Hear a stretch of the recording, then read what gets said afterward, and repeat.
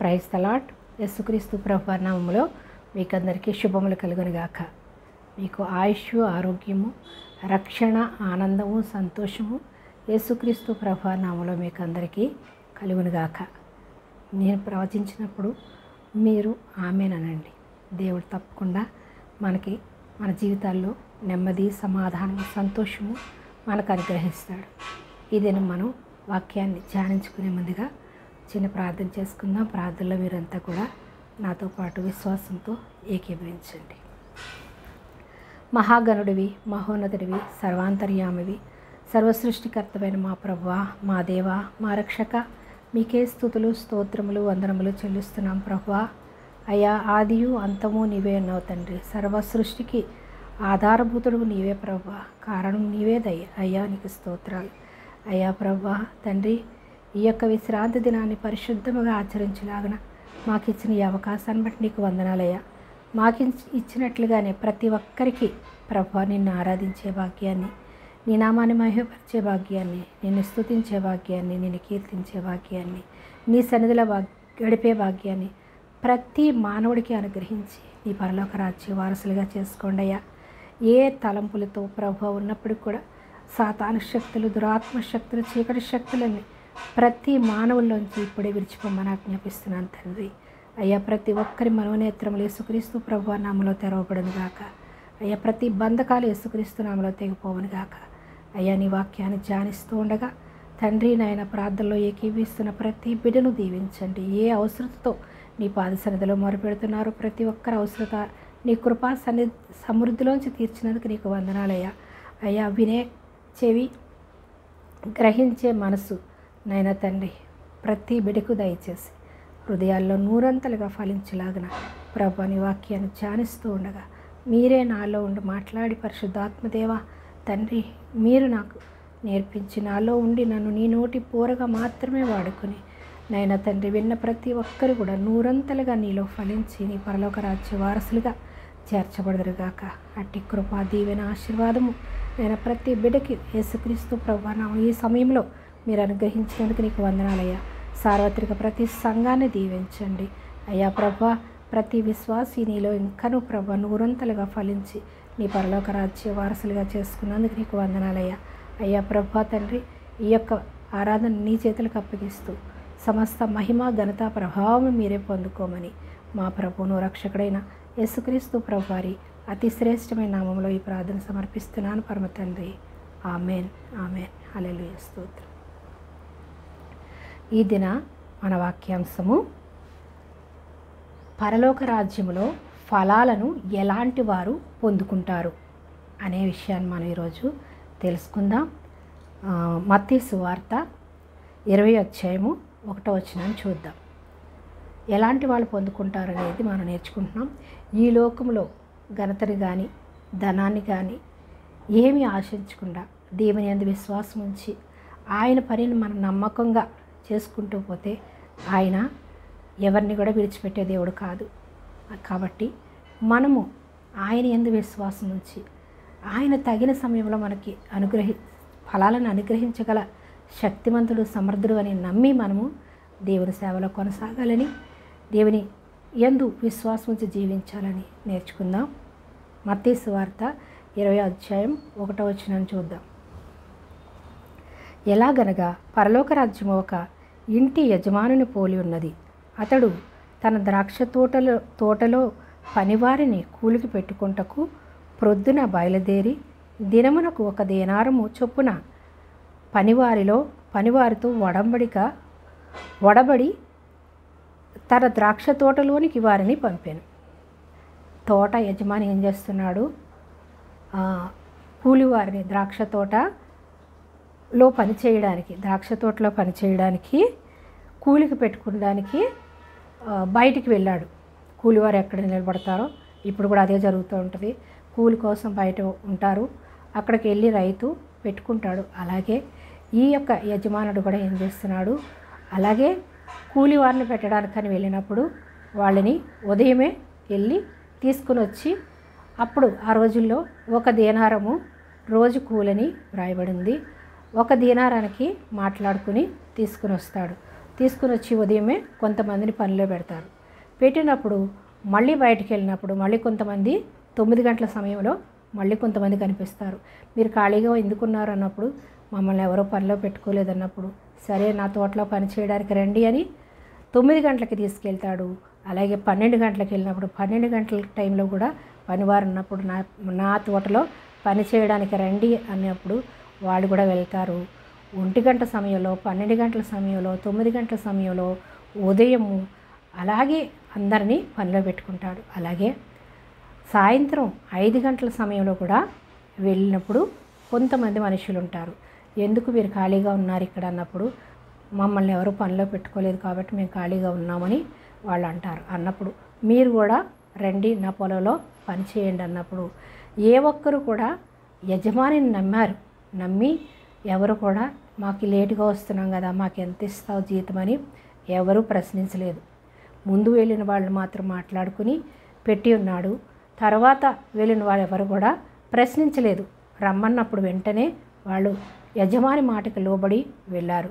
వెళ్ళినప్పుడు ఆయన అందరికీ సమానంగా ఇస్తాడు. ఇచ్చినప్పుడు వాళ్ళు ఏమంటారు, ముందు వచ్చిన వాళ్ళు అసూయ పడతారు. మేము ఉదయమే వచ్చాము, అప్పుడు ఏ 6 గంటలకు వీళ్ళు ఉండొచ్చు పాపం వాళ్ళు. అంటే 6 గంటల నుంచి సాయంత్రం 6 గంటల వరకు ఒక దీనారం అనగా అక్కడ ఆ నాణ్యం అని రాయబడింది. ఒక్క నాణ్యానికి వాళ్ళు ఒప్పుకున్నారు. ఒప్పుకున్నప్పుడు వాళ్ళు ఏమంటున్నారు, అందరికీ సమానంగా ఆ యొక్క యజమాని ఆ మేనేజర్కి చెప్పి జీతాలు ఇమ్మంటాడు, వాళ్ళ కూలి ఇమ్మంటాడు. చెప్పినప్పుడు వాళ్ళు ఇస్తూ ఉన్నప్పుడు అందరూ మేము ముందు వచ్చాం కదా, మాకు ఎక్కువ వస్తుందని వాళ్ళు ఆశిస్తారు. కానీ అందరికీ సమానంగానే పంచిపెడతాడు. పంచిపెట్టినప్పుడు ఉదయమే వచ్చిన వాళ్ళు ఏమంటారు, అయ్యో మేము ఉదయమే వచ్చాం కదా, ఇంత ఎండలో కష్టపడి మేము పనిచేసాం కదా, మాకెందుకు తక్కువ ఇచ్చారు, వాళ్ళకి కూడా ఎప్పుడు లేటుగా వచ్చిన వాళ్ళకి ఒకటే ఇస్తున్నారని అడుగుతారు. సహజంగా మానవ రీత్యా ఎవరైనా అడుగుతారు. కానీ దేవుడే యజమాని ఏం చేశాడు, రూపాయికే మాట్లాడాడు. ఒక్క నాణానికే మాట్లాడుకున్నారు. పొద్దుట ఎంతైతే ఇస్తారన్నాడో అంత ఇచ్చేశాడు. కానీ వీళ్ళు ఎలా ఆశించారు, లేటుగా వచ్చారు వీళ్ళకి ఇచ్చినప్పుడు మాకెందుకు ఇవ్వలేదని ఆశిస్తారు. అలాగే మనం ఏం చేయాలంటే, మనము దేవుడు ఎంత ఇచ్చినా మనం తృప్తి పడేలాగా ఉండాలని ఈ యొక్క ఉపమానము యేసుప్రభు వారు శిష్యులకు చెప్తారు.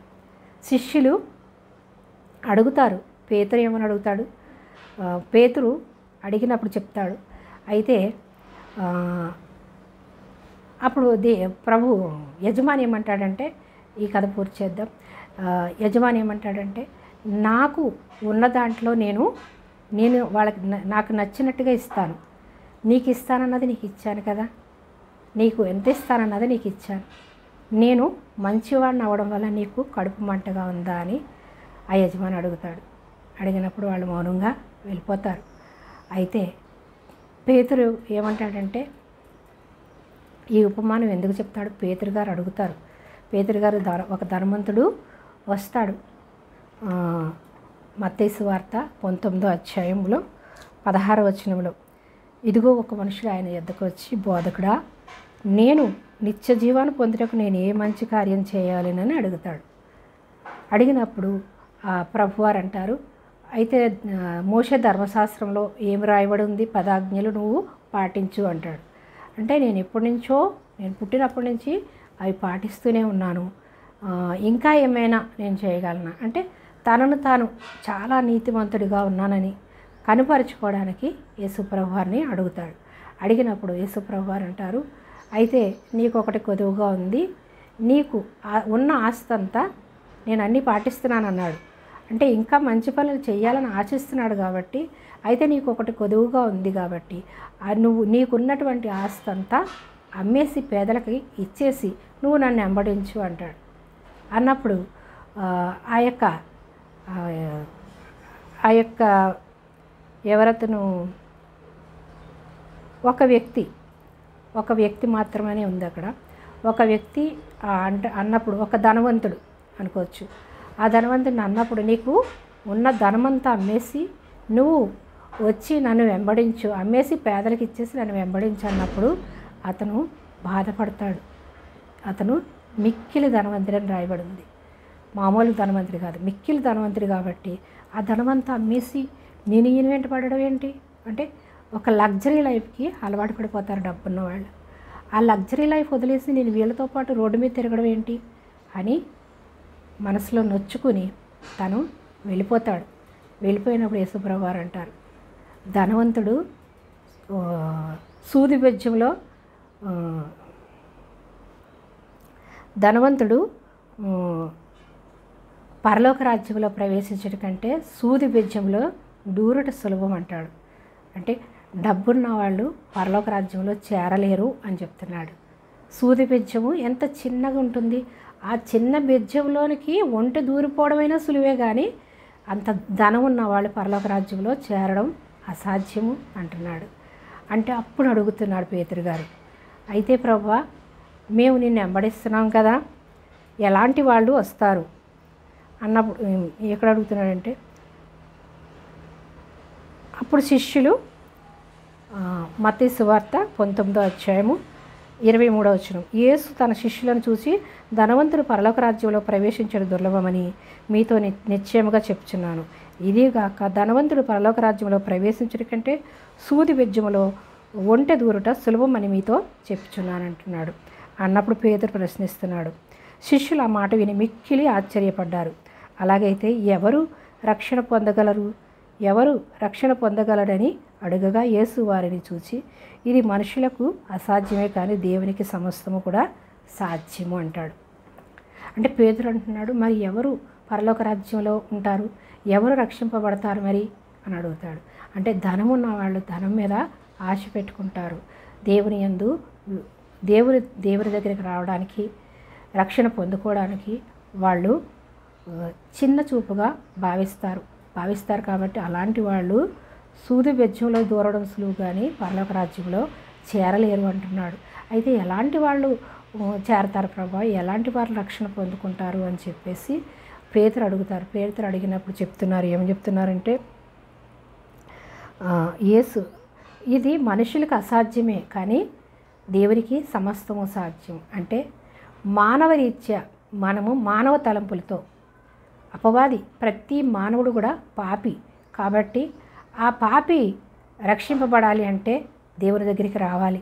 దేవుని దగ్గరికి వచ్చినప్పుడు ఆయన ఆకర్షించుకుంటాడు, ఆయన ప్రేమతో నింపుతాడు, ఆయన ఆత్మతో నింపుతాడు. కాబట్టి అప్పుడు వాళ్ళు ఏదైనా విడిచిపెట్టడానికి వాళ్ళకి సాధ్యపడుతుంది. అంతేకాని మనం లోకంలో ఉండి మనం అన్నీ విడిచిపెట్టిన తర్వాత మన వయసు ఎంత అయిపోయిన తర్వాత దేవుని దగ్గరికి వెళ్దాము అనుకుంటే మనకి మరణం ఎప్పుడొస్తుందో తెలియదు. కాబట్టి ఇదియే రక్షణ దినం, ఇదియే అనుకూల సమయం అని దేవుని వాక్యం సెలవిస్తుంది. మనం ఎప్పుడైతే దేవుని వాక్యాన్ని వింటామో, దేవుడు మనల్ని ఎప్పుడైతే ఆకర్షించుకుంటాడో మనం వెంటనే దేవుని దగ్గరికి రావాలి. దేవుని దగ్గరికి వచ్చినప్పుడు ఆయన ఆకర్షించుకుంటాడు, ఆయన ప్రేమతో నింపుతాడు, ఆయన సాత్వికం గల మనసుతో నింపుతాడు, ఆయనను మనలో ఉన్నటువంటి దుష్టత్వాన్ని తొలగిస్తాడు. దుష్టత్వం అనగా ఈ లోకంలో ఉన్న తలంపులన్నీ కూడా దుష్ట తలంపులే. ధనాపేక్ష, వ్యభిచారము, పాపము, అనేకమైనవి ఈ లోకంలో, స్వార్థము, అసూయలు, కక్షలు, ద్వేషాలు, ఇవన్నీ కూడా అపవాది నుంచి వచ్చేవే. ఈ లోకంలో ఉన్నవన్నీ కూడా అపవాది తలంపులు, అపవాది నుంచి వచ్చేవే. కాబట్టి వాటన్నిటినీ విడిచిపెట్టాలంటే ఏం చేయాలి? దేవుని దగ్గరికి రావాలి. దేవుని ప్రేమను మనం పొందుకుంటాం. దేవుని దగ్గరికి వచ్చినప్పుడు దేవుని ఆత్మను మనలో ఉంచుతాడు. మనలో ఉన్నటువంటి దురాత్మను తరిమి కొడతాడు పరిశుద్ధాత్మ దేవుడు. అందుకని అంటున్నాడు, అది మనుషులకు అసాధ్యం కానీ దేవునికి సాధ్యము అనగా ఏంటి? దేవునికి సాధ్యం అనగా దేవుని దగ్గరికి మనం వచ్చినప్పుడు, మనం రక్షింపబడినప్పుడు, మనలో దేవుని ఆత్మను ఉంచినప్పుడు మనకి ఏదైనా కూడా అప్పుడు సాధ్యమవుతుంది. ఈ లోకంలో ఉన్నదంతా కూడా మనకి వ్యర్థం అనిపిస్తుంది, శూన్యం అనిపిస్తుంది. ఎందుకు ఈ లోకం అంతా ఈ పాపలోకంలో మనం పుట్టాము, ఈ పాపాన్ని అంటించుకుని మనం ఎందుకు జీవించాలి? దేవుడు ఉంటే చాలు, దేవుని రాజ్యంలో ఉంటే చాలు.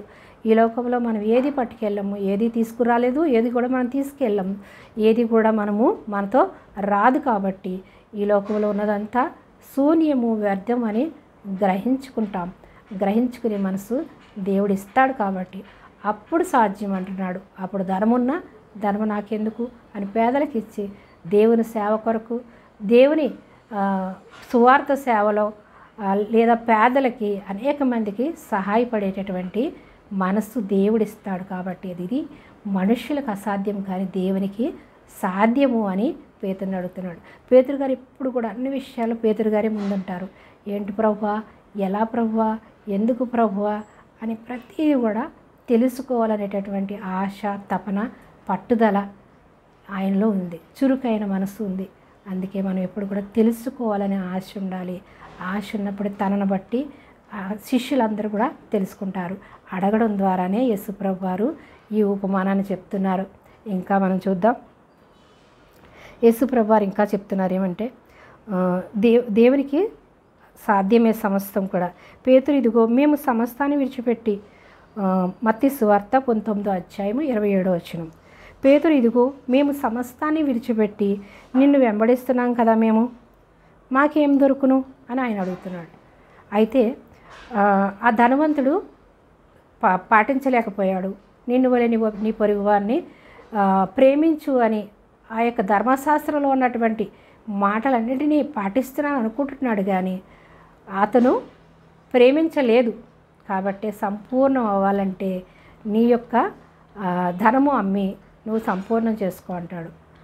ఇతరులు ప్రేమించడం అంటే నోటితో చెప్పడమే కాదు, కానీ దేవుని ప్రేమించిన వాళ్ళు ఇతరులు ప్రేమించగలుగుతారు, పేదలు ప్రేమించగలుగుతారు. దేవుని ప్రేమ తెలియని వాళ్ళు ఎవరిని కూడా ప్రేమించలేరు. ప్రేమిస్తున్నాము అనుకుని మభ్యపెట్టి అపవాది మనల్ని నమ్మిస్తాడు. నమ్మించి మనల్ని నిత్య నరకాగ్నికి తీసుకెళ్ళిపోతాడు. కాబట్టి మనం ఏం చేయాలి? దేవుని యందు విశ్వాసం ఉంచినప్పుడే అది మనుషులకు అసాధ్యం, దేవునికి సాధ్యమని దేవుడు చెప్తున్నాడు. అయితే మేము నిన్ను వెంబడించాం కదా, మేము అన్నీ వదిలేసుకొచ్చాం. ప్రభువారు 12 మంది శిష్యుల్ని మీరు రండి అనగానే ఎక్కడున్న వాళ్ళు అక్కడ అన్నీ విడిచిపెట్టేసి యేసు ప్రభువారిని వెంబడించాం కదా, మాకేం దొరుకుతుంది మరి అని పేతురు అడుగుతున్నారు. పేతురు ఎవరు ఈ పరలోక రాజ్యంలో చేర్చబడతారు, ఎవరు రక్షింపబడతారు అని అడిగాడు. ఇది కూడా మళ్ళీ అడుగుతున్నాడు, పేతురే అడుగుతున్నాడు ఇక్కడ కూడా. అయితే మాకేం దొరుకుతుంది మరి, మేము సమస్తాన్ని విడిచిపెట్టేసి నీతో వచ్చేసాం కదా, మాకేం దొరుకుతుంది అని యేసు ప్రభువారిని అడుగుతున్నాడు. అడిగినప్పుడు యేసు వారితో 28 మత్తయి సువార్త 19:28 యేసు ప్రభువారు చెప్తున్నారు. యేసు వారితో ఇట్లా, నేను ప్రపంచ పునర్జననమందు మనుష్య కుమారుడు తన మహిమ గల సింహాసనం మీద ఆసీనుడై ఉండినప్పుడు నన్ను వెంబడించిన మీరును 12 సింహాసనం మీద ఆసీనులై ఇజ్రాయేలు 12 గోత్రముల వారికి తీర్పు తీర్చుదురు. ఎలా అంటే యేసు వారితో ప్రపంచ పునర్జననమందు అనగా ప్రపంచమంతా నాశనం అయిపోయినప్పుడు మళ్ళీ మీరు పరలోక రాజ్యంలో జన్మించినప్పుడు, పరలోక రాజ్యంలో మీరు పునర్జన్మ అనగా మనం మరణించి మళ్ళీ మృత్యుంజయుడిగా యేసుప్రభు వారు ఎలాగైతే లేచారో అలాగే మనము లేపబడతామని, మీకు పునర్జన్మ ఉందని, మీరు పరలోక రాజ్యంలో నాతో పాటు ఉన్నప్పుడు మీరు ఎలా ఉంటారంట. యేసుప్రభు వారు 12 మంది శిష్యులకి ఎలాంటి బహుమానాలు ఇచ్చారు మనం చూస్తున్నాం ఇక్కడ. పునర్జన్మందు 12 మనుష్య కుమారుడు తన మహిమతో సింహాసనం మీద ఆసీనుడై ఉండినప్పుడు, మనుష్య కుమారుడు అనగా యేసు ప్రభువారు ఎలా ఉంటారంట, తన మహిమతో. తన మహిమ ఎప్పుడు వస్తుంది? ఆయన ఈ లోకానికి వచ్చి మరణించి, సిలువలో మరణించి, ఆయన మృత్యుంజయుడిగా లేచి పరలోకానికి దేవుని మహిమతో నింపబడి, ఆయన దేవుని కుమారుడే. ఆయన రావడం మహిమతోనే వచ్చారు, వెళ్ళడం మహిమతోనే వచ్చారు. కాబట్టి మనుష్య కుమారుడు మహిమతో మహిమగల సింహాసనం మీద ఆసీనుడై ఉండును. ఎలా ఉంటారంట? మహిమగల సింహాసనం మీద యేసుప్రభు వారు ఆసీనుడై ఉంటారంట. ఇక్కడ తండ్రి కుడి పార్శ్వమందు. తండ్రి, కుమార, పరిశుద్ధాత్మ త్రియేక దేవుడు ఒక్కరే, ఆయన యేసుప్రభు. కానీ తండ్రి, కుమార, పరిశుద్ధాత్మ అనగా దేవుడు ఆత్మస్వరూపి కాబట్టి ఆత్మయే ఉన్నాడు. తండ్రి కుడి పార్శ్వమందు ఆయన ఉంటాడు. ఆయన ఉండి నేను ఎక్కడుంటానో అక్కడే మీరు కూడా ఉంటారు అంటున్నాడు. కుడిపార్శ్వమందు ఆసీనుడై ఉండునప్పుడు నన్ను వెంబడించిన మీరు నన్ను వెంబడించారు, సమస్తాన్ని మీరు విడిచిపెట్టేశారు. కాబట్టి మీరును 12 సింహాసనం మీద ఆసీనులై, చూసారా యేసు ప్రభు వారు ఎలాగైతే ఉంటారో మీరు కూడా నన్ను వెంబడించారు కాబట్టి, సమస్తాన్ని విడిచిపెట్టారు కాబట్టి 12 సింహాసనాల మీద మీరు ఆసీనులై ఉంటారంటున్నాడు. ఎంత ధన్యత! దేవుని కుమారుడితో, యేసు ప్రభు వారితో సాక్షాత్తు దేవుడు ఈ లోకానికి వచ్చాడు. ఆయనతో పాటు మీరు కూడా నాతో పాటు 12 సింహాసనాల మీద ఆసీనులై ఉంటారు అంటున్నాడు. అనగా అంత వాళ్ళు సమస్తాన్ని విడిచిపెట్టేశారు, దేవుని కొరకే జీవించారు, హతసాక్షులైపోయారు. ఆయనకు అన్నీ తెలుసు. నా కొరకు వీళ్ళ ప్రాణాలు ఇవ్వడానికి కూడా వెనకాడరని వాళ్ళకి ముందుగానే 12 సింహాసనాలు వాళ్ళకి సిద్ధపరిచి ఉంచారు. కాబట్టి నాతో పాటు మీరు ఉంటారని శిష్యులకి యేసుప్రభు వారు చెప్తున్నారు. ఆసీనుల ఇజ్రాయేలు 12 గోత్రముల వారికి తీర్పు తీరుస్తారు. ఎలా అంట? సింహాసనాల మీద ఉండడమే కాదు, ఇజ్రాయేలీలు 12 గోత్రాలు అనగా యాకోబుకి 12 మంది కుమారులు. 12 మంది కుమారులు కూడా యోధా గోత్రానికి చెందినవారు. పిల్లల తరతరాలు 12 గోత్రాల వారికి కూడా మీరు ఏంటంట? 12 గోత్రాల వారికి మీరు తీర్పు తీర్చుతారు. అంటే 12 గోత్రాలు అనగా అబ్రహాము సంతానంగా మనల్ని కూడా దేవుడు ఎప్పుడైతే దేవుని యందు విశ్వాసం ఉంచామో, యేసయ్య యందు విశ్వాసం ఉంచి మారుమనసు పొంది రక్షణ ఎప్పుడైతే పొందుకుంటామో మనం కూడా అబ్రహాం సంతానం. కాబట్టి మనము కూడా ఇజ్రాయేలు దేశంలో ఇజ్రాయేలు 12 గోత్రాల్లో మనల్ని కూడా దేవుడు ఏర్పరచుకున్నాడు. మనల్ని కూడా ఇజ్రాయేలుతో పాటు మనల్ని కూడా సమానంగా ఆయన ఎంచుకున్నాడు తన బిడ్డలుగా. ఎందువల్ల? విశ్వాసం ఉంచడం ద్వారా, అబ్రహాము విశ్వాసం ఉంచడం ద్వారా నీతిమంతుడిగా తీర్చబడ్డాడు. అలాగే నీతిమంతుడైనటువంటి యేసయ్యను మనం ఎప్పుడైతే విశ్వాసం ఉంచుతామో మనము కూడా నీతివంతులుగా ఆయనతో పాటు ఉంటాము. అంతేకాకుండా ఇజ్రాయేలీలు 12 గోత్రాల వారికి తీర్పు తీరుస్తారు అంటున్నాడు. అంటే తీర్పు తీర్చుదురు, 12 గోత్రముల వారికి తీర్పు తీర్చుదురు. నా నామము నిమిత్తము తీర్పు తీర్చడం అనగా యేసు ప్రభు వారి యందు విశ్వాసం ఉంచిన వారికి తండ్రి కుడిపార్శ్వమందు మనకి స్థలాన్ని దేవుడు సిద్ధపరిచిన స్థలంలో మనలందరినీ, ఆ స్థలంలో మనల్ని కూడా ఆయనతో పాటు మనల్ని పరలోక రాజ్య వారసులుగా చేసుకుంటాడు, ఆయన పిల్లలుగా చేసుకుంటాడు, ఆయనతో పాటు ఉండే ధన్యతనిస్తాడు, మీరు తీర్పు తీరుస్తాడు అంటున్నాడు.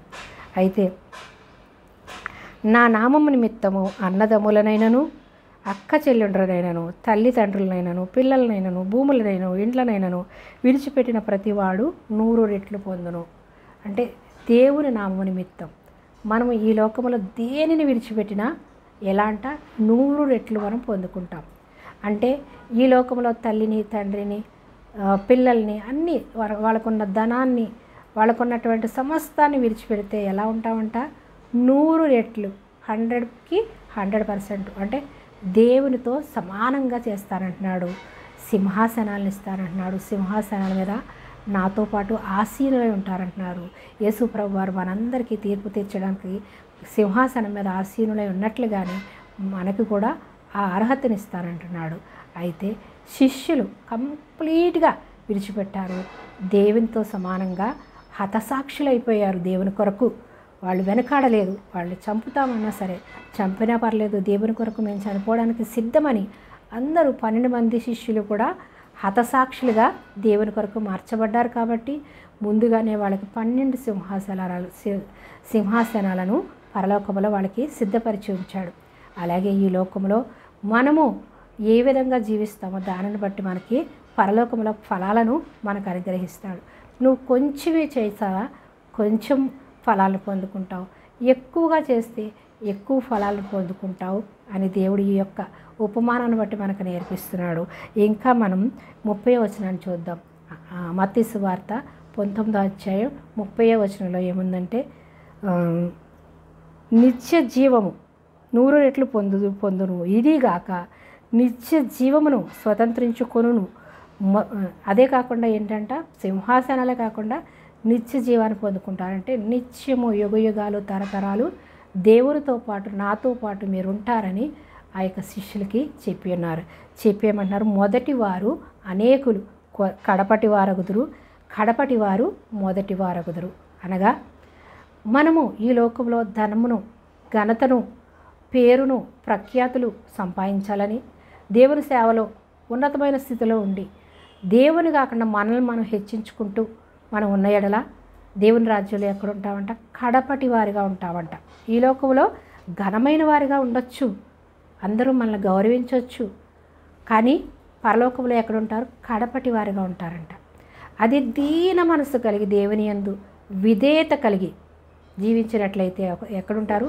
మొదటి స్థానంలో ఉంటారు. ఇక్కడ వాళ్ళకి పేరు ప్రఖ్యాతులు లేకపోవచ్చు, ధనము లేకపోవచ్చు, ఘనత లేకపోవచ్చు, కానీ దేవుని రాజ్యంలో మొదటి స్థానాన్ని సంపాదించుకుంటారంట. అనగా ఈ యొక్క యజమానుడు అనగా యేసుప్రభువు వారు, తండ్రి అనేటువంటి దేవుణ్ణి అక్కడ మనం చూడొచ్చు. యజమానుడు అనగా తండ్రి అనే దేవుడు. ఆ యొక్క ద్రాక్ష తోట అనగా ఈ లోకము, ఈ లోకాన్ని గురించి దేవుడు మాట్లాడుతున్నాడు. ద్రాక్ష తోటలో పనిచేయడానికి మానవుణ్ణి, ఈ లోకంలో ఉన్నటువంటి మానవుల్ని దేవుడు పిలిచినప్పుడు ఆయన యందు కొందరు ఏం చేశారు? సడుగుకున్నారు. మేము ముందుగా వచ్చాము, మాకేమో ఎక్కువ ఇస్తామనుకున్నాము, కానీ వాళ్ళతో పాటు మాకు ఇచ్చామని వాళ్ళు షడుక్కున్నారు, గొడుక్కున్నారు, కానీ ఎక్కువ పని చేశారు. కానీ వాళ్ళు ఎలా ఆలోచిస్తున్నారు?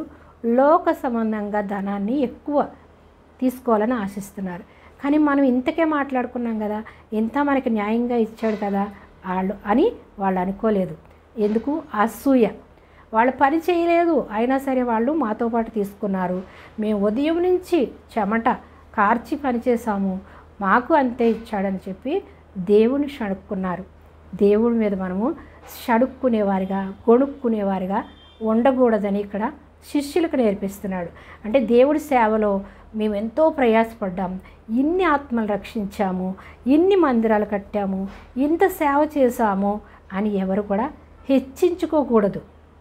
మనము దీన మనసుతో ఆయన ఇచ్చిన దయను బట్టి, ఆయన కృపను బట్టి మనం ఈ లోకంలో ఏమైనా పొందుకున్నామంటే కేవలం దేవుని కృప, దేవుని దయను బట్టి మనం ఈ లోకంలో పొందుకుంటాం. కానీ మన సామర్థ్యము, మన జ్ఞానము, మన తెలివి, మనము తెలివైన వారము కాబట్టి మనం ఇంత సేవ చేయగలుగుతున్నాం, మనము కాబట్టి ఇన్ని ఆత్మలు రక్షించాం, నేను కాబట్టి ఇన్ని సంఘాలను స్థాపించాను అనేది ఏ దైవ సేవకుడిలో కానీ ఏ సువార్థికుడిలో కానీ రాకూడదు అని శిష్యులకి యేసుప్రభువు వారు నేర్పిస్తున్నారు. కాబట్టి మనము ఈ యొక్క ఉపమానం ఏంటంటే, దైవ సేవకులుగా కానీ దేవుని సువార్త పనిలో పనిచేసేవారిగా కానీ ఉన్న వాళ్ళకి ఈ ఉపమానము వర్తిస్తుంది. అంటే శిష్యులు దేవుని పనిలో ఉన్నారు, వాళ్ళు అపోస్తలులుగా సువార్త ప్రకటించేవారిగా దేవుని పని చేసేవారిగా ఉన్నారు. కాబట్టి వాళ్ళు ఎలా ఉండాలి అని శిష్యులకి యేసుప్రభువు వారు నేర్పిస్తున్నారు. అయితే ఈ మొదట వెళ్ళిన వాళ్ళు షడుగుకున్నారు, వెనకాల వెళ్ళిన వాళ్ళు ఏం చేశారు? దేవుణ్ణి ప్రశ్నించలేదు. ప్రభువా మేము వెనుకగా వస్తున్నాము, మాకు ఎంత ఇస్తామని వాళ్ళు అడగలేదు. ఆ యొక్క యజమానుడు రమ్మన్నాడు, నమ్మి వెళ్ళారు, యజమానిని నమ్మి వెళ్ళారు. వెళ్ళి ఆయన ఇచ్చింది దీన మనసుతో తీసుకుని కృతజ్ఞతగా వచ్చారు. అలాగే మనము కూడా దేవుని ప్రశ్నించేవారిగా కాకుండా, దేవుని నుంచి ఏది ఆశించేవారిగా కాకుండా, దేవుని సువార్త ప్రకటించినప్పుడు, దేవుని సేవ చేసినప్పుడు, లేదా విశ్వాసులుగా ఉన్నవారు కూడా ఏది ఆశించకుండా మన పని మనము చేసుకుంటూ వెళ్ళిపోతే, సువార్త పనిలో ఏ చిన్న పని చేసినా కూడా దేవుడు ఆశీర్వదిస్తాడు. దేవుడు విడిచిపెట్టే దేవుడు కాదు. తగిన సమయంలో జ్ఞాపకం ఉంచుకుని తప్పకుండా ఈ లోకంలో ప్రతిఫలాన్ని ఇస్తాడు, పరలోక రాజ్యంలో ఉన్నతమైన స్థితిలో ఉంచుతాడు. కాబట్టి కొందరు యవ్వనంలోనే దేవుడు ఏర్పరచుకుంటాడు, పిలుచుకుంటాడు, వాళ్ళు ఎక్కువ సేవ చేస్తారు. కాకపోతే కొందరికి అవకాశం ఉంటుంది, కొందరికి అవకాశం ఉండదు. చేయాలని ఆశ ఉన్న వాళ్ళకి డబ్బు లేక, వాళ్ళకి వెనకాల పేరు ప్రఖ్యాతులు లేక, లేదా ఎక్కువ జ్ఞానం లేక వెనకబడిపోయే ఆశ ఉన్న వాళ్ళు ఉండిపోతారు. అలాంటి వాళ్ళ దేవుడు లేటుగా అయినా పిలుచుకుంటాడు. నీకు ఆశ ఉంటే చాలు, ఆశ కన్న ప్రాణాన్ని నేను తృప్తిపరుస్తానంటున్నాడు. అది ఏ వయసులో అని మనము ప్రశ్నించొద్దు. మోషే ఏమంటాడు? నేను నత్తివాడిన ప్రభువా అంటాడు. మోషేని ఎన్ని సంవత్సరాలు వయసులో పిలుచుకున్నాడు? 80 సంవత్సరాల వయసులో మోషేని పిలుచుకున్నాడు. మోషే అప్పుడు ఏమంటాడు? ఆ యొక్క రాజగృహంలోనే పెరిగాడు, రాజులు ఏమేమి నేర్చుకోవాలో అన్నీ నేర్చుకున్నాడు, తనకి అన్నీ తెలుసు. రాజుగా ఉన్నాడు అంటే కుమార్తెకి కుమారుడుగా ఉన్నాడు అంటే రాజులు ఏమేమి నేర్చుకోవాలో జ్ఞానము, వివేకము అన్ని మాటలు నేర్చుకున్నాడు. కానీ ఈ యొక్క రాజ్యం కన్నా నాకు దేవుని ప్రేమ ఉంటే చాలు అని రాజరికాన్ని విడిచిపెట్టి అతను వెళ్ళిపోతాడు దీనుడుగా. నా ప్రజల కోసం నేను వెళ్ళిపోతానని చెప్పేసి ఆ రాజరికాన్ని విడిచిపెట్టి మోషే వెళ్ళిపోతాడు. వెళ్ళిపోయి అడవిలో ఎలా జీవిస్తాడు? తన మామ గొర్రెలు మేపుతూ ఉండిపోతాడు. అక్కడ వివాహం చేసుకుని పిల్లలకు అంటాడు. కానీ అడవిలో గొర్రెలు మేపుకుంటూ ఉండిపోవడం వల్ల ఏమవుతాడు? గొర్రెల భాష తప్ప మానవులతో మాట్లాడే అవకాశం లేదు. కాబట్టి గొర్రెలతో మాట్లాడి అతను భాష మర్చిపోయాడు. కాబట్టి నేను నత్తివాడను ప్రభువా, నేనేం మాట్లాడతాను ప్రభువా, నేను ఇజ్రాయేలీని ఎలాగా ఐగుప్తీయుల నుంచి తీసుకురాగలను? నేను ఆ ఫరో రాజుతో మాట్లాడే అంత ధైర్యం నాకుందా? నాకంత జ్ఞానం ఉందా? నాకు లేదు ప్రభువా, నువ్వు ఎవరినైనా చూసుకో అంటాడు. అంటే యెహోవా దేవుడు ఏమంటాడు? నీ నత్తివారికి నేను మాట ఇచ్చింది ఎవరు? కళ్ళు ఇచ్చింది ఎవరు? మాట్లాడడానికి మానవుడికి నోరిచ్చింది ఎవరు? నేను కదా. నీ నోటి నేను నింపుతాను, నువ్వు మాట్లాడు. నీ నోటికి నేను తోడుగా ఉంటాను. నువ్వు మాట్లాడన్నా సరే భయపడతాడు.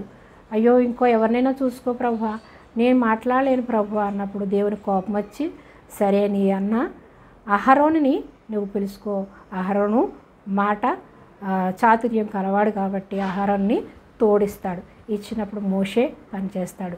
అలాగే ఇర్మియా ఏమంటాడు? చిన్న వయసులోనే ఏర్పరచుకుంటాడు ఇర్మియా ఏమంటాడు? నేను బాలుడను ప్రభువా అంటాడు. దేవుడు పిలుచుకున్నప్పుడు ప్రవక్తగా నువ్వు ఇజ్రాయేలీలతో నువ్వు మాట్లాడన్నప్పుడు, ప్రభువా నేను బాలుడను కదా, ఎలా చేయగలను, ఎలా మాట్లాడగలను అన్నప్పుడు నీ నోటిని నేను నింపుతాను అని నోటిని ముడతాడు దేవుడు. నోటిని ముట్టి ఈ యొక్క యాకోబుని ఇర్మియాని నింపుతాడు. ఇర్మియాని తన మాటలతో నేను నింపుతాను, నువ్వు వెళ్ళు అన్నప్పుడు ఇర్మియా బాలుడైనప్పుడు కూడా దేవుడు వాడుకుంటాడు. అలాగా మోషేని 80 సంవత్సరాల్లో వాడుకున్నప్పటికీ ఇజ్రాయేలీలందరినీ కూడా మోషే నడిపిస్తాడు. అలాగే యాకోబు కూడా ఇజ్రాయేలీలందరికీ దేవుడు చెప్పిన ప్రతిదీ కూడా చెప్తాడు. చెప్పినప్పుడు ఎన్నో శ్రమలు పడతాడు. మోషే ఎన్నో శ్రమలు పడతాడు. అలాగే దేవుని కొరకు పనిచేస్తున్నప్పుడు శ్రమలు పడడం సహజం. మన ముందు ఎంతోమంది ప్రవక్తలు శిష్యులు ఎన్నో శ్రమలు అనుభవించారు, ప్రాణాలని త్యాగం చేశారు దేవుని కొరకు. అలాగే మనం ఈ లోకంలో ఏది శాశ్వతం కాదని దేవుని కొరకు మనం జీవించినప్పుడు, దేవుని కొరకు హతసాక్షులైనా కానీ దేవుడు పరలోక రాజ్యంలో మనల్ని ఉన్నతమైన సింహాసనం మీద ఉంచుతాడు. కాబట్టి మనం ఈ లోకంలో దేనిని ఆశించకుండా దేవుని వైపు చూస్తూ దేవుని కొరకే జీవించి మనము నమ్మకంగా యజమానుడు ద్రాక్ష తోటలో పిలిచినప్పుడు ప్రశ్నించకుండా వెళ్ళినటువంటి పనివారిని చూసి మనం నేర్చుకోవాలి. ప్రశ్నించకుండా వెళ్ళిన వారికి ఆయన తగిన బహుమతులు ఇచ్చాడు. 1 గంట ముందు 5 గంటలు వెళ్ళిన వాళ్ళకి సమానంగానే ఇచ్చాడు. 9 గంటలకి 12 గంటలకి వెళ్ళిన వాళ్ళని 1 గంటకి వెళ్ళిన వాళ్ళకి అందరికీ సమానంగా దేవుడిచ్చాడు. అంటే అందరికీ సమానంగా ఇచ్చేస్తాడా? అయితే మనం ఏం చేసినా పర్వాలేదా, పని చేయకపోయినా పర్వాలేదా అని మనం అనుకుంటాం. అందరికీ సమానంగా ఇస్తాడని కాదు, నీ మనసును చూస్తాడు. నీకు ఇచ్చిన పనిని నువ్వు నమ్మకంగా చేస్తున్నావా లేదా? నువ్వు ఏ వయసులో పిలిచినప్పటికి కూడా నీకు ఉన్న తలాంతులను దేవుడు కొరకు వాడుతున్నావా లేదా? దేవుడి పనిలో ఎలా నువ్వు నమ్మకంగా ఉంటున్నావా లేదా? నీ మనసు ఏ రీతిగా ఉంది? ఈ లోకంలో దేనినైనా నువ్వు ఆశిస్తున్నావా? ధనాన్ని ఆశించి చేస్తున్నావా? లేదా ఈ లోకంలో ఘనత కోసం చేస్తున్నావా? ఈ లోకంలో పేరు ప్రఖ్యాతులు కావాలని చేస్తున్నావా అనేది చూస్తాడు. కాబట్టి మనము దేవుని పని చేస్తున్నామంటే దేవుని కొరకు మాత్రం చేస్తున్నామని మనము దీన మనసు కలిగి తగ్గించుకుని వినయం విధేయత కలిగి మనం ఎప్పుడైతే దేవుని పనిని నమ్మకంగా చేస్తామో ఆ మనసును చూస్తాడు దేవుడు. ఆ మనసును చూసి నువ్వు చేసిన పనికి తగ్గట్టుగా నీ మనసు ఏ విధంగా ఉన్నదో గ్రహించి నీ మనసుకు తగ్గట్టు నువ్వు చేసిన పనికి తప్పకుండా పరలోక రాజ్యంలో ప్రతి ఒక్కరికి కూడా బహుమానాలు ఉంటాయి. దేవుని సన్నిధిలో ఎంత చిన్న పని చేసినా సరే నీకు తగిన ప్రతిఫలం తప్పకుండా ఇస్తాడు.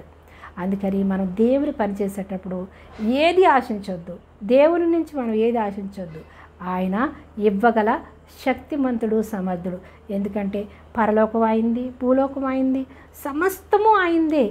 ఆయనకి ఏమైనా అసాధ్యమా? ఆయనకి ఏమైనా కొరత? సమస్తము సృష్టించినటువంటి సృష్టికర్త. మనము మట్టిని నమ్మట్లేదు, మనము మోగ విగ్రహాలు నమ్మట్లేదు. జీవము గల దేవుణ్ణి, సర్వాంతర్యామిని, సర్వ సృష్టికర్త అయినటువంటి మనల్ని పుట్టించిన దేవుణ్ణి మనం నమ్ముతున్నాం. కాబట్టి ఆయన మనకి తగిన సమయంలో సమస్తాన్ని కూడా ఇవ్వగల శక్తివంతుడు, సమర్థుడు. కాబట్టి మనము నమ్మకంగా ఆయన పనిని చేసుకుంటూ పోతే ఆయన తగిన సమయంలో మనల్ని ఆశీర్వదిస్తాడు. అంతేగాని సడుక్కునేవారుగా, గొడుక్కునేవారుగా, అయ్యో ప్రభువా నీకు ఇంత సేవ చేస్తున్నానే, నేను ఇంకా ఈ స్థితిలోనే ఉన్నానే, ఎంతోమంది ఆశీర్వదించబడుతున్నారు, నేను ఇలాగే ఉండిపోయాను అని మనము సడుక్కుని గొడుక్కునేవారుగా ఉండొద్దు. ఎవరికి ఇచ్చే బహుమతులు వాళ్ళకి ఇస్తాడు. ఇతరులను ఆశీర్వదించాడు అంటే ఆయన ఇష్టం.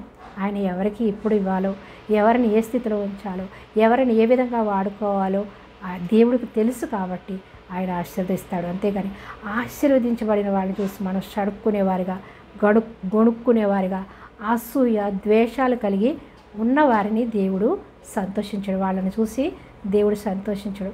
మనము మొదటి వారిగా ఉండవలసిన వారు కడపటి వారిగా వెళ్ళిపోతాం. కాబట్టి కడపటి వారు ముందుకు వచ్చేస్తారు. మనం ఎప్పుడైతే అసూయలతో, కక్షలతో, ద్వేషాలతో సడుక్కునేవారిగా, ద్వేషించేవారిగా, విమర్శించేవారిగా మనం ఉన్నప్పుడు మనము ఎంత సేవ చేసినా, మనము ఎంత దేవుని పని మనము చేసినప్పటికి కూడా మనము వెనక్కి వెళ్ళిపోతాము. కాబట్టి మనము మొదటి వారిగా ఉండాలనుకోవాలి, కానీ వెనక వారిగా వెళ్ళిపోవాలనుకోకూడదు. అంటే ఈ లోకంలో మొదటి వారిగా ఉండాలి అని అనుకుంటే మనము పరలోక రాజ్యంలో వెనక్కి వెళ్ళిపోతామని దేవుడి వాక్యం సెలవిస్తుంది. కాబట్టి ఈ లోకంలో మనల్ని మొదటి వారిగా ఉంచిన దేవా నీకు స్తోత్రం, నీకు స్తోత్రాలయ్యా, సమస్త మహిమ నీకే ప్రభువా అని మనము కృతజ్ఞత కలిగి ఉండాలి తప్ప మనము దేవుని ప్రశ్నించేవారిగా కానీ, మనల్ని మనం హెచ్చించుకునేవారిగా కానీ మనం ఉండకూడదు. కాబట్టి ఏమంటున్నాడు? సిరిని దేవుణ్ణి ఇష్టపడలేరు అంటున్నారు. ఒకళ్ళని ప్రేమిస్తాడు, ఒకళ్ళని ద్వేషిస్తారు. కాబట్టి మీరు సిరిని, దేవుణ్ణి ప్రేమించలేరు. మీరు సిరిని ప్రేమిస్తే దేవుడికి దూరం అయిపోతారు, దేవుని ప్రేమిస్తే మీరు సిరికి దూరం అయిపోతారు. అంటే దేవుని నమ్ముకున్న బిడ్డలకి ధనం ఉండకూడదా అని కాదు, ధనం ఉంటే పరలోక రాజ్యం వెళ్ళరా అని కాదు. ధనము ఉన్నప్పటికి కూడా ధనము మీద మనసు పెట్టకుండా ఆ ధనము తగిన సమయంలో మనము సహాయపడేవారుగా, పేదలకి సహాయపడేవారుగా, అనేక మందికి ఆశీర్వాదకరంగా, దీవెనకరంగా ఉండాలి. దేవుని సేవలో ముందుకు సాగిపోతూ ఉండాలి. ధనాన్ని చూసి, ఈ లోకంలో ఉన్న ఘనతను చూసి, ఈ లోకంలో ఉన్న పేరు ప్రఖ్యాతులు చూసి మనము గర్వించేవారుగా ఉన్నట్లయితే మొదటి వారు కడపడి వారు అవుతారు, కడపడి వారు మొదటి వారు అవుతారు అని దేవుని వాక్యం సెలవిస్తుంది. ఇంకా చూద్దాం. మత్తయి సువార్త 20వ అధ్యాయం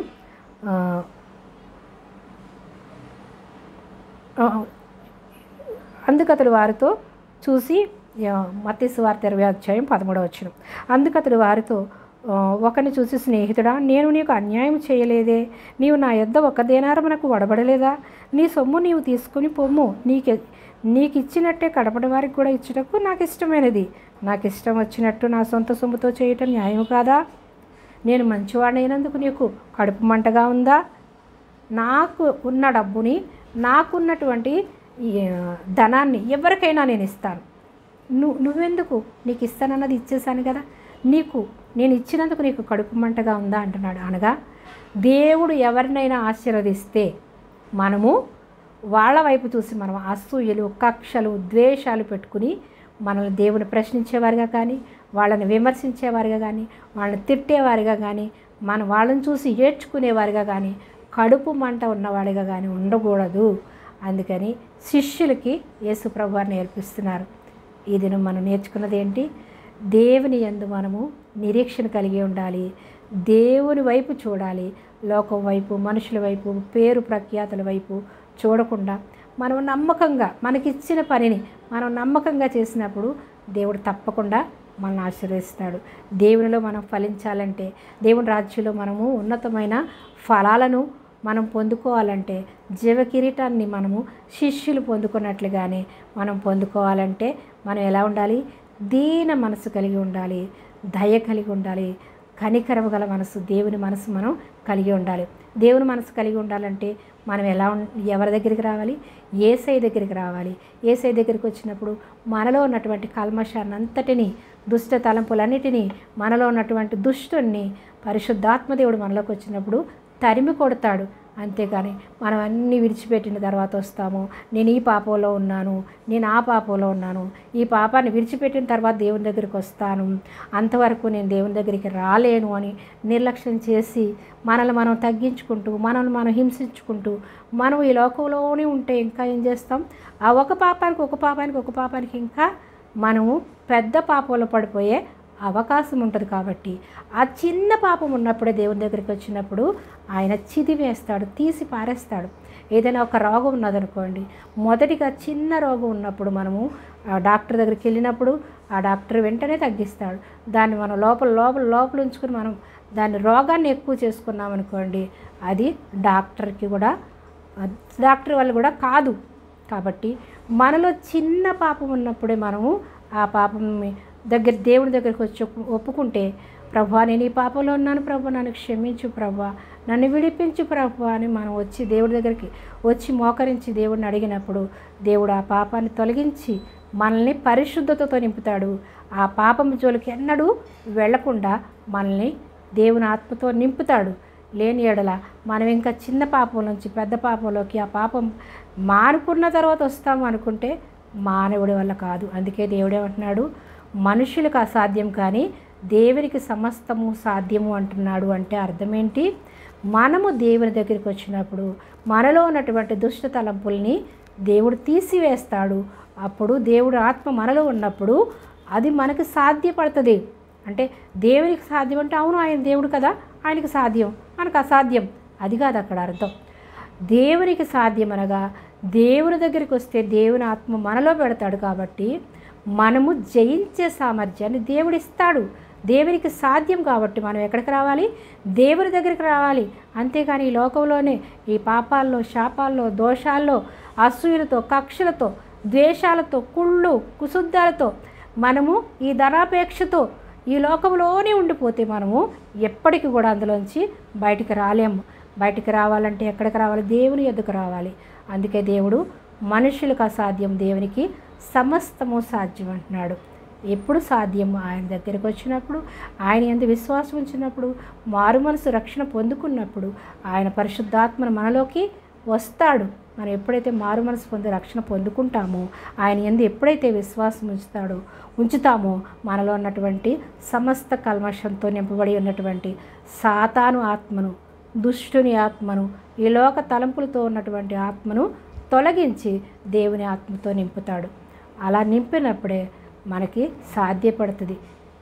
మనుషులకు అసాధ్యం, దేవునికి సాధ్యం అనే మాటకి ఇంత అర్థం ఉంది. కాబట్టి మనము దేవుని రాజ్యంలో, పరలోక రాజ్యము అనగా దేవుని రాజ్యం, దేవుని రాజ్యంలో మనం ఉండాలి అన్నా, దేవుని రాజ్యంలో మనం ఫలాలను పొందుకోవాలి అన్నా వినయము, విధేయత, తగ్గింపు, దీన మనసు కలిగి ఆయన దగ్గరకు వస్తే ఆయన తప్పకుండా మన ఈ లోక తలంపుల నుంచి, ఈ లోక పాపాల నుంచి విడిపించి మనల్ని పరిశుద్ధులుగా, నీతిమంతులుగా, పవిత్రులుగా చేసి పరలోక రాజ్యానికి వారసులుగా చేసి ఆయనతో పాటు ఆ తండ్రి కుడిపార్శ్వమందు యేసయ్య ఎలాగైతే ఉన్నాడో అలాగే మనల్ని కూడా పరలోక రాజ్యంలో నిత్య జీవాన్ని ఇస్తానంటున్నాడు. నిత్య జీవం అనగా యుగ యుగాలు, తరతరాలు ఆయనతో పాటు ఉంటాం. కాబట్టి ఈ నిత్య నరకాగ్నిని తప్పించుకుని నిత్య రాజ్య వారసులుగా ఉండాలి అంటే, ఈ యొక్క దుష్ట తలంపుల నుంచి విడిపింపబడాలి అంటే యేసుక్రీస్తునందు మన విశ్వాసం ఉంచి మారు మనసు పొంది రక్షణ పొందుకుంటే మన యొక్క ఈ యొక్క సాతాను శక్తుల నుంచి విడిపింపబడి నరకం నుంచి తప్పించుకుని పరలోక రాజ్యానికి వారసులం అవుతాము. వారసులం అవ్వడమే కాకుండా ఆయన యందు విశ్వాసం ఉంచి మనం లోకంలో దేనిని ఆశించకుండా దీన మనస్కులపై మనం ఉన్నప్పుడు ఆయన తగిన సమయంలో ఈ లోకంలో జీవించినంతకాలం మనకి ఏది అవసరమో మనకు ఆశీర్వదిస్తాడు. మనల్ని ఆశీర్వదించి అనేక మందికి ఆశీర్వాదకరంగా ఉంచుతాడు. అలాగే పరలోక రాజ్యంలో మనకి బహుమానాలని సిద్ధపరిచి ఉంచుతాడు. కాబట్టి ధనం ఉన్న వాళ్ళు పరలోక రాజ్యానికి వెళ్ళరా అని కూడా కాదు. ధనం అంతా అమ్మేసుకుని ధనము పేదలకు ఇచ్చేస్తేనే పరలోకం వెళ్తామని కాదు. నీకున్న ధనాన్ని నువ్వు ఎలా ఉపయోగిస్తున్నావు? నువ్వు ధనం పైనే పెట్టి దేవునికి దూరం అయిపోతున్నావా అని ఎవరికి వాళ్ళు గ్రహించుకోవాలి. ఉన్న ధనం నన్ను ఆశీర్వదించాడు కదా ప్రభువా, నేను ఆశీర్వాదకరంగా ఉండాలి ప్రభువా, నేనేం చేయాలి ప్రభువా అని అడిగినప్పుడు దేవుడు మనకు చూపిస్తాడు. నువ్వు మందిరాలు కట్టాలి, నువ్వు సువార్త ప్రకటించాలి, సువార్త పనిలో ఉన్న వాళ్ళకి సహాయపడాలి, దేవుని పనికి నువ్వు ముందుండాలి అని దేవుడు నిన్ను ఆశీర్వదిస్తే కనుక నీకు ఇచ్చిన ధనానికి నువ్వు న్యాయం చేసినట్టు అవుతావు. అంతేకాని నీ ధనమే శాశ్వతం అనుకుంటూ నీ ధనం కోసమే జీవించి ధనాన్ని రెట్టింపు చేసుకుని ఈ లోకంలోనే ఈ ధనంతోనే జీవిస్తాము అనుకుంటూ ఈ లోకమే శాశ్వతం అనుకుంటూ జీవిస్తే అలాంటి వారి కోసం ఈ ధనవంతులు పరలోక రాజ్యంలో చేరే కన్నా సూది ఒంటె సూది బెజ్జులకు దూరడం సులువు అంటున్నాడు. అంటే ఒంటె ఎంత పెద్దది ఉంటుంది, సూది ఎంత చిన్నది ఉంటుంది, సూదికి ఎంత చిన్న కన్నం ఉంటుంది, ఆ కన్నంలో కూడా ఒంటె దూరిపోగలదు. అంటే అసాధ్యము అని యేసుప్రభు వారు ఉదాహరణగా మనకి ఉపమాన రీతిగా అర్థమయ్యే విధంగా మనకు నేర్పించి ఉన్నారు. కాబట్టి దేవుడు ఎంత జ్ఞానవంతుడు, ఆయన ఏ విధంగా ఉపమానాలను ఎంత అర్థమయ్యే విధంగా మానవులకి నేర్పించడానికి మనకి మానవ రూపంలో మనలాగా ఆయన శరీరాన్ని దాల్చుకుని మరియ గర్భంలో మనల్ని మార్చడం కోసం, మనల్ని నేర్పించడం కోసం ఆయన మానవ రూపాన్ని దాల్చి ఆయన పరలోక జ్ఞానమంతా కూడా మనకి నేర్పించాడు. మానవులలోకి వచ్చేసి మానవుల మనసు ఆయన ధరించుకొని మానవులు ఎలా జీవిస్తున్నారు అలాగే ఆయన మనతో పాటు జీవించి మనకు అనేక మర్మాలు, పరలోక మర్మాలు ఉపమాన రీతిగా మనకు అర్థమయ్యే విధంగా యేసుప్రభు వారు నేర్పించారు. నేర్పించినటువంటి ఆ ఉపమానాలను మన హృదయాల్లో భద్రపరుచుకుని ఆ దేవుడు చెప్పినట్టుగా యేసుప్రభు వారు చెప్పినట్లుగా ఆయన చిత్తాన్ని మనం నెరవేరుస్తూ ఆయన వాక్యానుసారంగా జీవిస్తూ మనం ఆ ఉపమానాల రీతిగా ఆయన చెప్పిన విధంగా మనం అర్థం చేసుకుని గ్రహించే మనసు కలిగి ఆయన యందు విశ్వాసం ఉంచి జీవించాలి. ఆయన రాజ్య వారసులుగా ఆయనతో పాటు ఉండాలి అనే ఆయన ప్రణాళిక, ఆయన చిత్తం, దేవుని ప్రణాళిక అనగా మనల్ని దేవుని రాజ్యంలో ఉంచాలని, ఈ దుష్టుడి నుంచి తప్పించాలని ఆయన చిత్తం. కాబట్టి ఆయన చిత్తాన్ని మనం నెరవేర్చాలి. కానీ ఆయన దేవుణ్ణి మనం యేసుప్రభువాన్ని మనం నిర్లక్ష్య పెడితే మనం తప్పించుకోలేం అని మనం ప్రతి మానవుడు కూడా గ్రహించుకోవాలి. గ్రహించుకున్నప్పుడు మనం ఆయనతో పాటు ఉంటాం, ఆయనతో పాటు ఎత్తబడతాం. నిత్యము యుగయుగాలు తరతరాలు యేసయ్యతో మనం ఉంటాం. పరలోక రాజ్యము సమీపమైందని ఆయన వచ్చినప్పుడే, యేసుప్రభు వారు ఈ లోకానికి వచ్చినప్పుడే 4వ అధ్యాయంలో చెప్తారు. పరలోక రాజ్యం సమీపించి ఉన్నది, మీరందరూ కూడా మారు మనసు పొంది రక్షణ పొందుకోండి అంటాడు. అంటే నేను వచ్చానంటే మళ్ళీ నేను త్వరలో వస్తాను, నేను మానవుడిగా వచ్చాను, త్వరలో నేను నా మహిమతో, దేవుని మహిమతో వస్తాడు మనుష్య కుమారుడు.